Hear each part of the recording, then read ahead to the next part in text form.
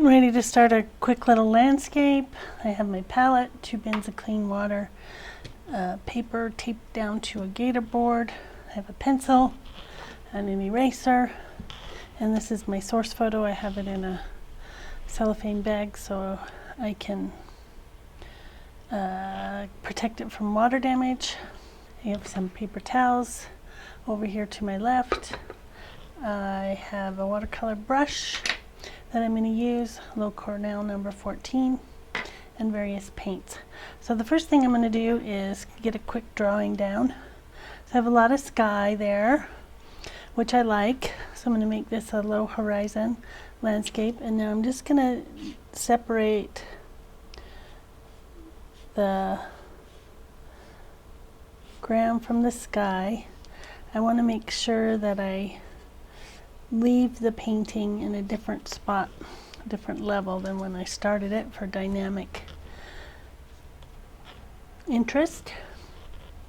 That might be just a little too pointy, as well as this one looks a little bit like kisses. All right, here's a little, looks like there might be a mine over there, I don't know, and just a different color in that space. I want to capture that. And some distant trees. This looks like it was probably taken in the fall, which makes for interesting colors. And just to give it some interest, I'm going to overlap that tree line. I'll put a structure in there. I'm not sure I'm going to leave it in there, but just hint at some shapes down in there. And that's all I'm going to do for a drawing. So for the painting, I want to probably work at a slant. So I'm going to get a big piece of roll of tape and I'm going to put it under my board. Or you can use an easel board. Okay, so we just talked about different ways you can paint. And so I'm going to do first the sky, and I might pull out some clouds. So I have my paper towel handy for that if I want to do that. And I'll prepare what paints that I'm going to use. So I'm going to try to use just all primary pigments. So I've already got some red there from a previous painting. I didn't want to waste it. So I'm going to pull out some yellow. Sometimes I like to get my paper or my paint wet with a pipette. So I'm going to wet the 3 colors that I'm going to use. The warm yellow, the warm red, and the warm blue for this one. I find that neutralizes a little better than if I bring in some cool colors. I think that's all I'll use. So I'm going to pull out some of the blue, and I want to get it to about milky strength because I'm going to go into the sky kind of wet. So I want it to be a little stronger than what I would normally start with. And the red is already kind of milky. So the red is kind of an intense color. It likes to take over the show. So I want to remember that. And then finally the yellow. So I'm going to pull it out of the well and into the mixing area. So this is the warmer, more orange yellow, the warmer, more orange red, and the blue that skews a little more to the violet side. Ultramarine light by Holbein is what I'm using. Okay, so I'm going to clean out my brush. I have a nice terry towel here in between my palette and my brush to control the water. Some people like to use a sponge. So the first thing I'm going to do is wet the sky area using my brush technique that we talked about, which is the escarres, using the side of the brush. When I come off the paper, I have to do something with the brush. So if this has a little bit of a blue tone to it, that's fine. I just want to get the sky completely wet, so we can do that wet into wet. And I'm going to go beyond the horizon.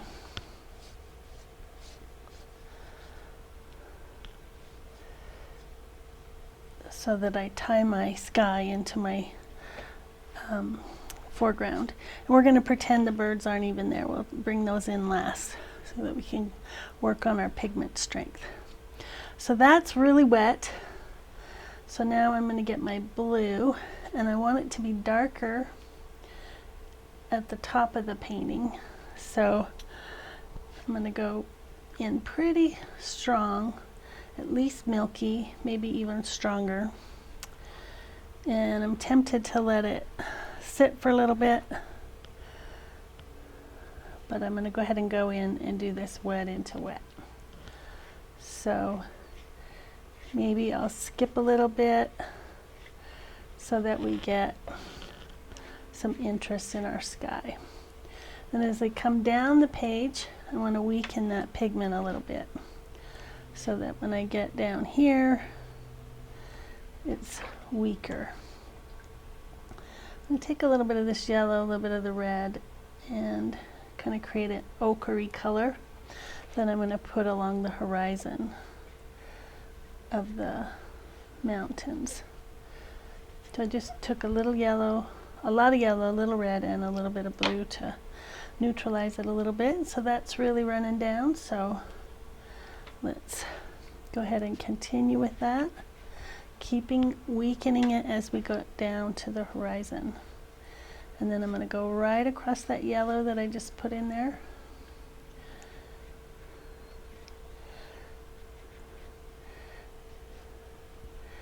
And create that pollution line that tends to be along the horizon. I'll go ahead and clean my brush of all the water. I'm just going to lift a little bit so I can get that little light glow along there. Okay, well, it's still nice and wet. I'm going to get a piece of paper towel, and I'm just going to push, roll, and lift, and maybe put in a few clouds. Not too many. I don't want to overdo. Where I have a little bit of streakiness, maybe that's a good place. So push, roll, and then lift. And remember to find a clean spot when you do that. I think that's all I want to do with the sky. We're going to just let that go. I'm going to break up that hard or sort of strong transition, and then I'll just leave that alone. Okay, so now I want to get the colors of the hills, which are kind of a brown color. So I need all my colors. So I've already started, and I want to start further away because I don't want to have too much of the color going into the sky there. So I'm starting with the yellow, and now I'm on dry paper, so the color is going to be brighter. I'm going to touch in some red into that yellow and blue. I'm kind of going to go around that light spot. Over here I'm probably going to put a little more red in. I'm going to try to stay away from the hard edge. I just want to get some color in while it's nice and soft. I have a soft edge, and now this will brown it down quite a bit because now I'm working with all three colors. I need to get my blue stronger so I don't create a background. And this middle hill I think feels really redder to me. More violet, less yellow. So I'm just going to get those colors, kind of going around this spot. Getting my distant, it looks like, you know, some pine trees back in there. So if I drop in some pretty strong pigment while it's really wet, it'll just be nice and foggy back in there. Alright, and then as I get into the foreground, I have to decide here pretty soon if I want to put in my structures. Maybe I'll just leave some white spots. Okay, so now I'm working down the page.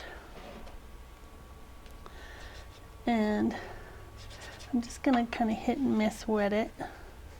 So this will be stronger pigment here.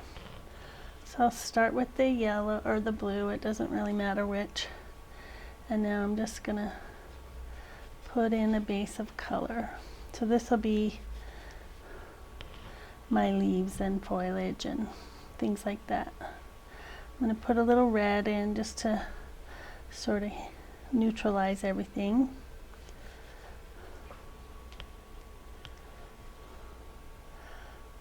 Okay, now I'm working stronger pigment, especially on the bottom.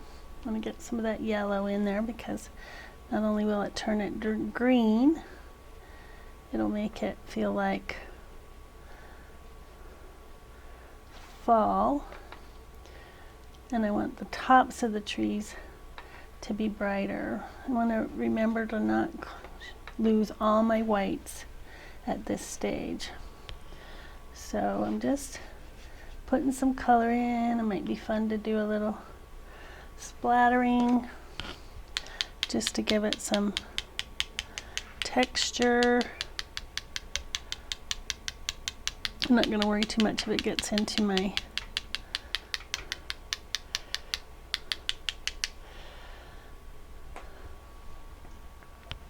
sky because I'm going to put birds in there eventually after it's dry. So I want that to be textury. Okay, these are further away. So I'm going to put some blues in. I'm going to leave some little white edges in between the hills. I'm going to put some red in there for these fall tree colors. I'm going to overlap my horizon a little bit.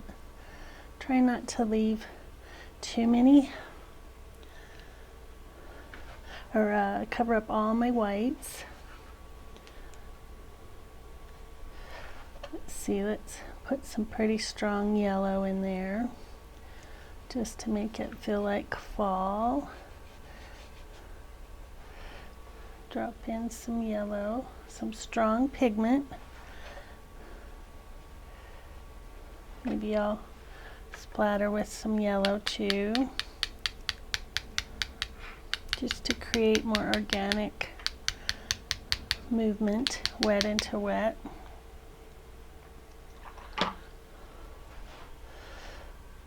Okay, now I'm going to come around. I guess I'll put a white something there. Maybe more of a man-made shape.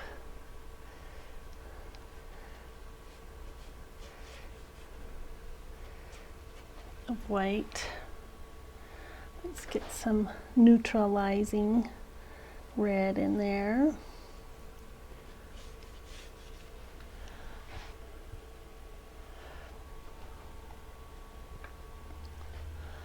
I'm going to stick some of the yellow that's pretty strong in over with this reds.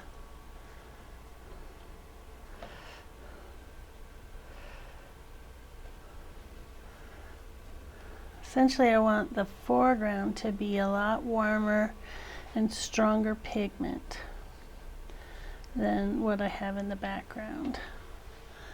I don't know what those white shapes are,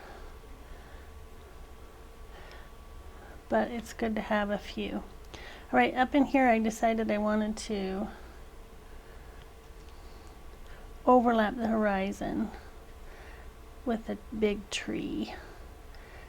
So I'll have this kind of coming and overlap in the foreground there. But I don't want to cover up all the background.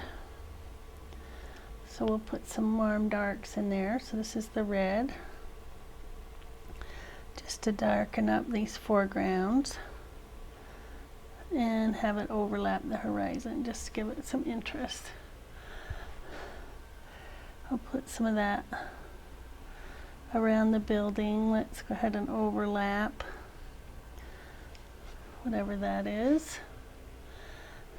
I'm liking it. I'm just using my photo as a guide. I'm not necessarily following it verbatim. Okay, quite like the sky. Let's go ahead and soften this a little bit. Maybe lift out some spots here so I get a variety of light and shadow. So it's lighter in some areas, darker in others. And once it's dried off a bit, I'll come in and put in some calligraphy stroke trunks or something.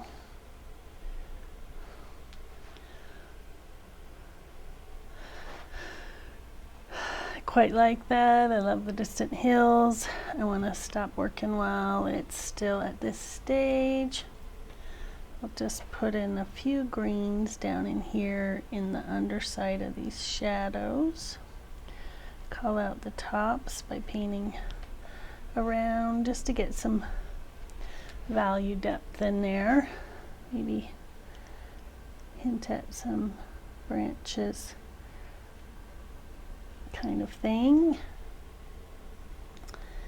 And mess it up with some strong yellow and red so it doesn't look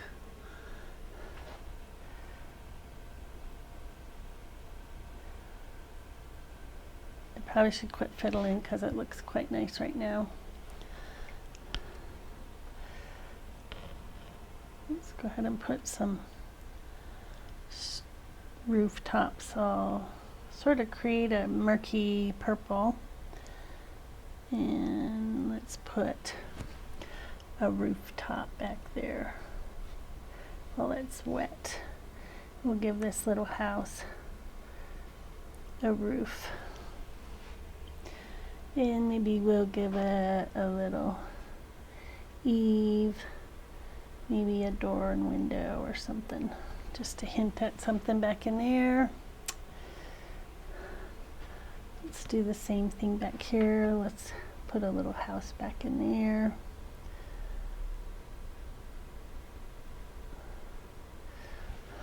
We don't need too much detail.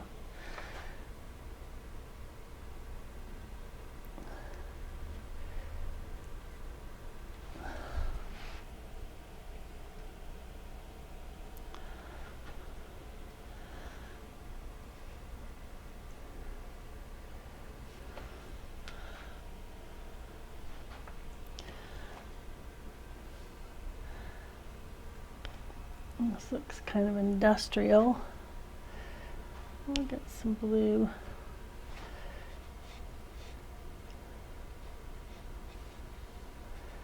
Just kind of paint around a couple doors over here.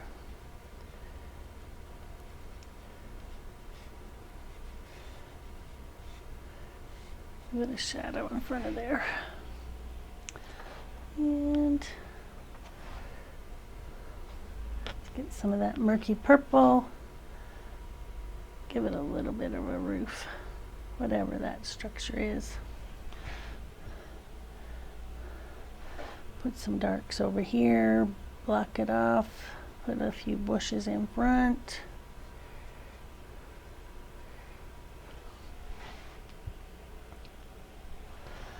And let's go ahead and let it dry off, and we'll come back and do our birds.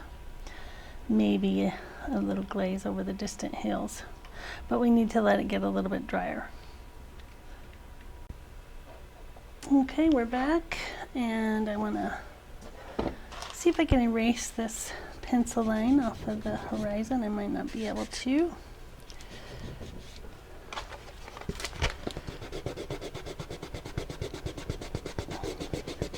Once you paint over it, especially with yellow, it tends to be in there. So looks like we'll have to put a stronger horizon.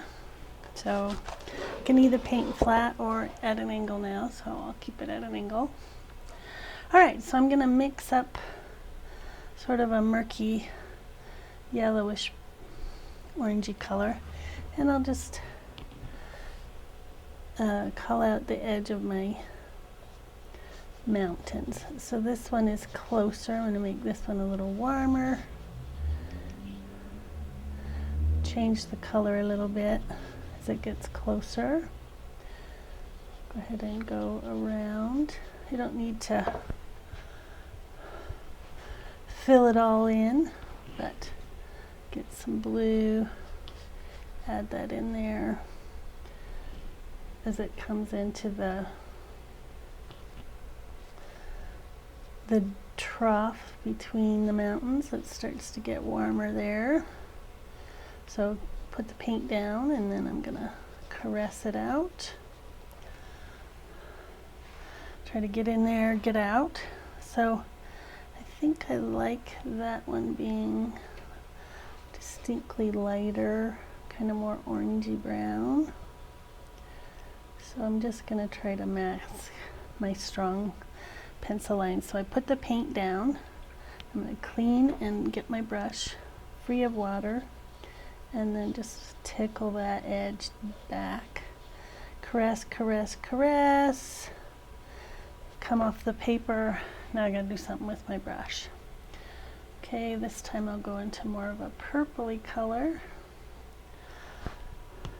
at the transition. Let that bleed back up in there.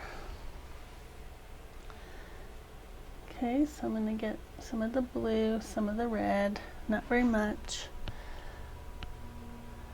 almost no water, and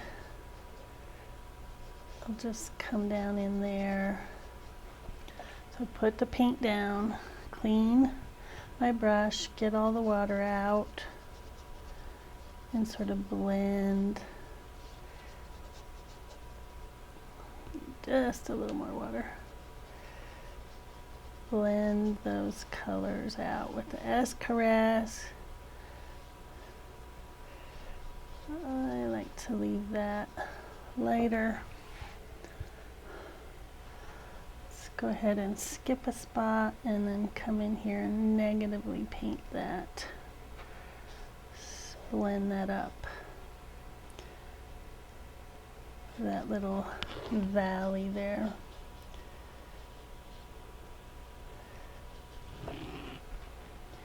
I'm gonna get a little bit of paint on my brush and just splatter into that slightly damp surface, just to give it that sage brushy scrub pine look. Okay, this distant hill, I'm going to go back to the more orange. Maybe I'll do a little bit of dry brush, kind of feeling. Looks like some Nevada hills to me. And then, so since I couldn't erase my pencil lines, I've got to make my distant hill edge a little bit brighter. I'm not sure I want to call this out, but we'll go ahead and be true to the scene a little bit, in case anybody call out that whatever that hill is, strip mine. Okay, I kind of like that. Okay, over here I need to get some strong pigment. I'm just going to make these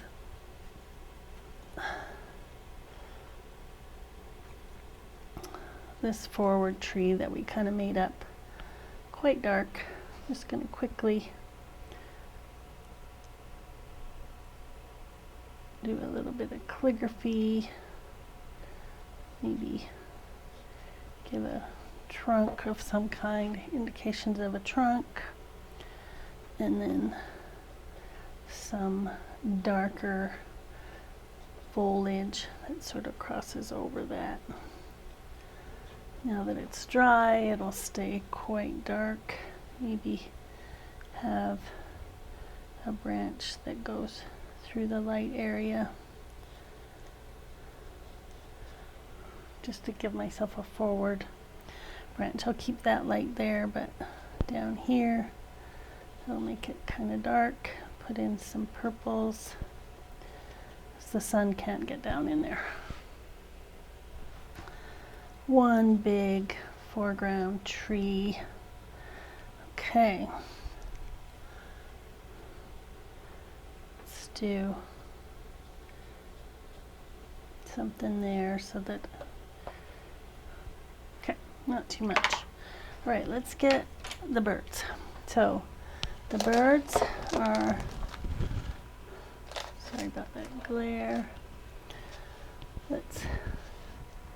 They're kind of forward. So I'm just gonna do simple little shapes. Try not to make them too specific. I do like that they're overlapping the horizon. Let's get one that goes down, wings, and there have the long neck. And I like this one having the wings up. We're almost just going to paint silhouettes. We're not going to worry about any details. And let's go ahead and put one over there. I like that. And we need to have one that overlaps.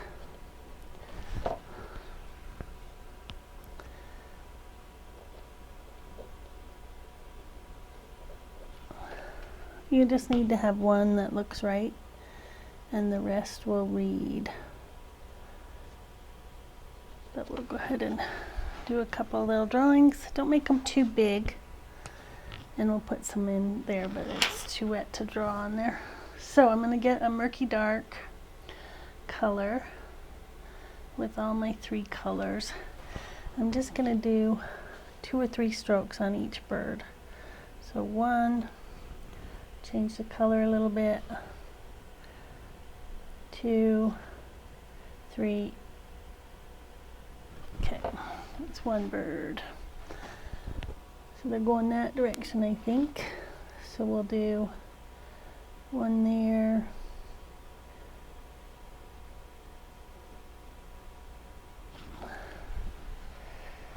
Have them going that way. Okay, and I just keep slightly changing the color so they're not all the same color.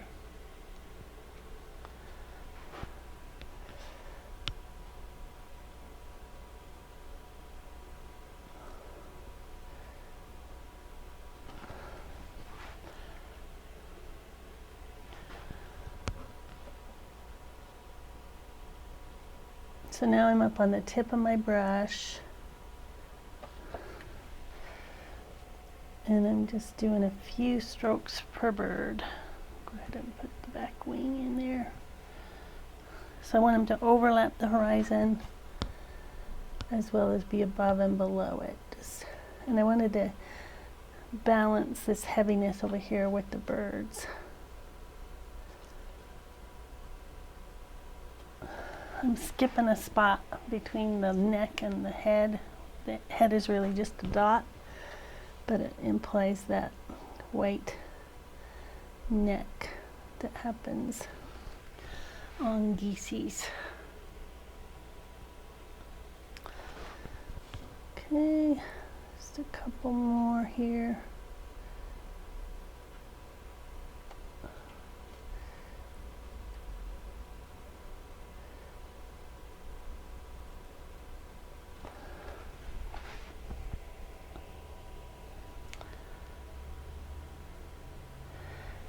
This guy needs to be a little darker in some spots because of him being crossing the horizon, a little redder. Maybe this guy, the forward wing and the body need to be a little warmer.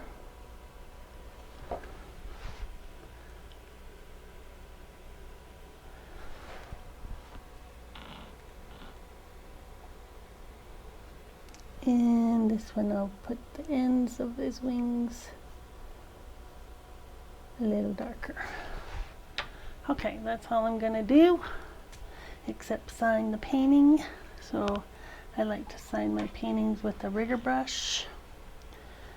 And if I use red at all, I tend to like to do it in red. So I'm going to get the paint pretty strong, sort of creamy, but very runny. Run my brush through it a couple times. I think I'll sign it down there. It's pretty dry. Sign it through that white spot. Much like I would with a pen.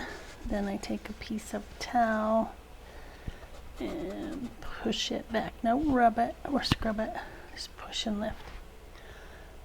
Okay, that is our simple landscape for the day.